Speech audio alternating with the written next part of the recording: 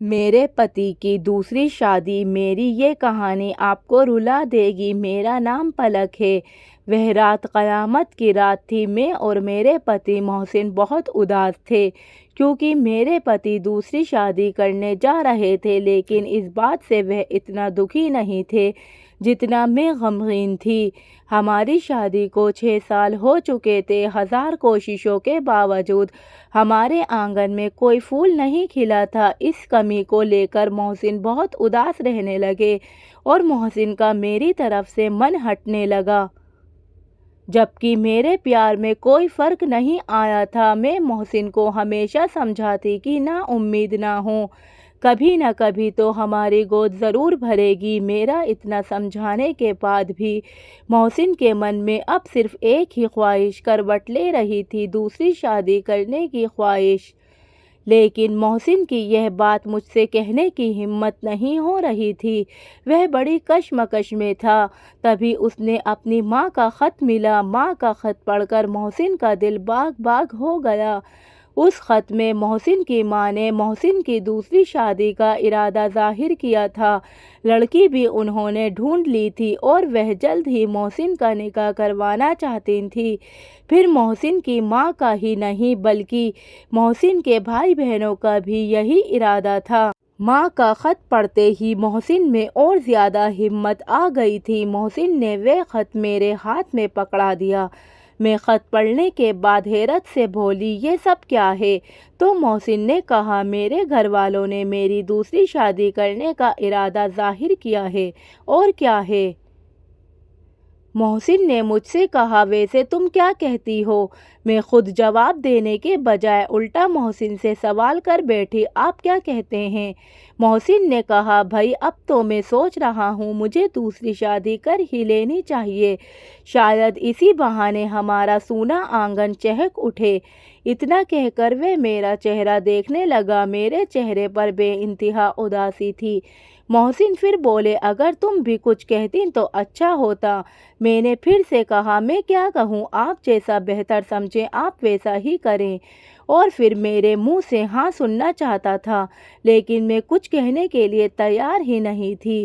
لیکن اس نے مجھ سے پھر کہا، پلک مجھے تو اولاد کا سکھ پانے کے لیے یہی ایک راستہ نظر آ رہا ہے۔ محسن نے مجھ سے کہا، اگر تم صاف کچھ کہہ دیتی تو مجھے یہ قدم اٹھانے میں آسانی ہوتی۔ اس بارے میں ایک عورت کیا ہی کہہ سکتی ہے؟ میں دکھی من سے رسوئی میں چلی گئی۔ میں سوچنے لگی، آخر کوئی بھی پتنی اپنے پتی کو دوسری شادی کی اجازت کیسے دے سکتی ہے؟ کچھ گھنٹے بعد جب میں کمرے میں آئی تو مجھ سے محسن نے کہا، میں کل گھر جا رہا ہوں۔ میں نے محسن کی بات کو نظر انداز کرتے ہوئے پوچھا، کھانا کھاؤ گے؟ کیا لگاؤں؟ محسن نے کہا، ہاں لے آؤ۔ میں سر جھکا کر چلی گئی۔ کچھ دیر بعد میں محسن کا کھانا لے کر محسن کے پاس بیٹھ گئی۔ محسن نے صرف اپنی پلیٹ دیکھ کر پوچھا، کیا تم نہیں کھاؤ گی کھانا؟ میں نے کہا، مجھے بھوک نہیں ہے، اور میں یہ کہہ کر چپ ہو گئی۔ محسن نے مجھ سے کھانا کھانے کے لیے ضد بھی نہیں کی اور چپ چاپ کھانا کھانے لگے، کیونکہ وہ جانتے تھے کہ میری بھوک پیاس ماں کا خط پڑھتے ہی مر گئی ہوگی، اس لیے ضد کرنا بیکار تھا۔ کھانا کھانے کے بعد ہم دونوں چپ چاپ بستر پر آ گئے۔ میرے دماغ میں اتھل پتھل مچی ہوئی تھی۔ میں محسن سے بہت زیادہ پیار کرتی تھی، کیسے برداشت کرتی اپنے پتی کی دوسری شادی؟ مجھے تو اس پل بس ایسا لگ رہا تھا کسی طریقے سے مجھے موت آ جائے۔ میری ابھی سے یہ حالت ہو گئی تھی تو آگے نہ جانے کیا ہوگا۔ میری طبیعت بالکل بھی ٹھیک نہیں تھی۔ میں ڈاکٹر کو بھی خود ہی دکھا کر آئی۔ محسن نے مجھ سے پوچھا، ڈاکٹر نے کیا کہا؟ محسن دوسری شادی کے چکر میں بہت زیادہ سوارتھی ہو گیا تھا۔ صبح محسن اٹھے تو میں نے محسن کے پسند کا ناشتہ بنایا۔ محسن نے مجھ سے کہا، پلک تم کیوں اتنا پریشان ہو رہی ہو؟ میں صرف دوسری شادی ہی تو کر رہا ہوں، تمہیں چھوڑ تو نہیں رہا۔ اگر اسی بہانے میں باپ بن گیا تو تمہارا سونا پن بھی دور ہو جائے گا۔ میں پھر بھی بالکل خاموش رہی۔ محسن نے سر پر اپنا سوٹ کیس اٹھایا، کپڑے پہنے اور باہر نکلتے ہوئے مجھ سے کہنے لگے، پلک مجھے لوٹنے میں 10 سے 15 دن بھی لگ سکتے ہیں، تم اپنا خیال رکھنا۔ پھر محسن نے عالیہ نام کی ایک لڑکی سے 4 دنوں کے بعد ہی چند لوگوں کی موجودگی میں نکاح کر لیا۔ عالیہ بہت غریب گھر سے تھی لیکن پڑھی لکھی اور بہت خوبصورت تھی۔ عالیہ سے شادی کر کے محسن میں جیسے نئی امنگ بھر آئی۔ محسن اور محسن کے پریوار والے محسن کی دوسری پتنی کے ساتھ بہت خوش تھے۔ محسن پر نئی بیوی کا ایسا نشہ چھایا ہوا تھا کہ وہ مجھے بھول گئے تھے۔ پھر جب محسن گھر آنے کے لیے ٹرین سے اترے تو ان کی ملاقات ڈاکٹر سلیم سے ہوئی۔ ڈاکٹر سلیم نے محسن کو مبارکباد دی اور کہا کہ وہ انہیں کب سے ڈھونڈ رہے تھے۔ محسن کو لگا کہ ڈاکٹر سلیم محسن کو شادی کی مبارکباد دے رہے ہیں۔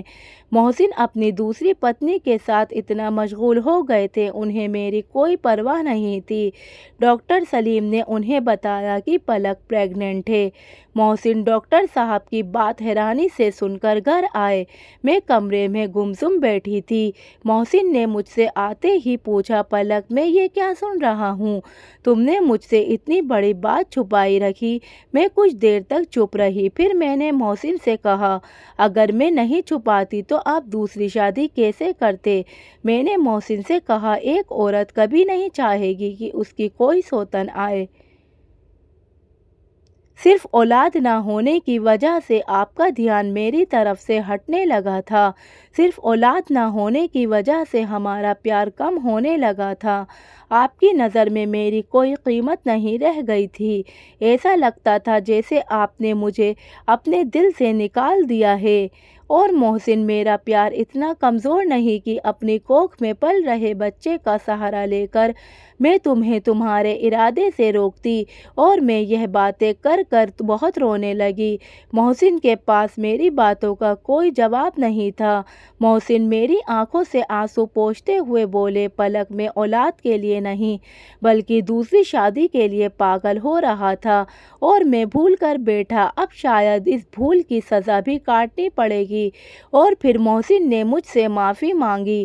محسن کی یہ غلطی معافی کے لائق تو نہیں تھی، پر میں نے محسن کے معافی مانگنے پر محسن کو معاف کر دیا۔ محسن کو اپنی دوسری شادی کا بہت پچھتاوا تھا۔ محسن نے مجھ سے کہا، مجھے ایسا لگتا ہے جیسے میں 2 شادی کر کے 2 ناؤں کی سواری کر رہا ہوں۔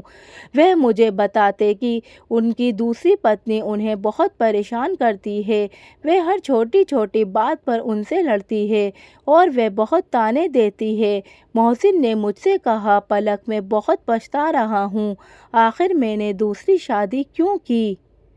دوستو، آپ کو میری یہ کہانی کیسی لگی؟ اپنی رائے کمنٹ باکس میں ضرور دیے گا۔ اور اگر آپ کو میری یہ کہانی اچھی لگی تو پلیز چینل کو سبسکرائب کر کے ویڈیو کو لائک کریے گا۔ دھنیہ واد۔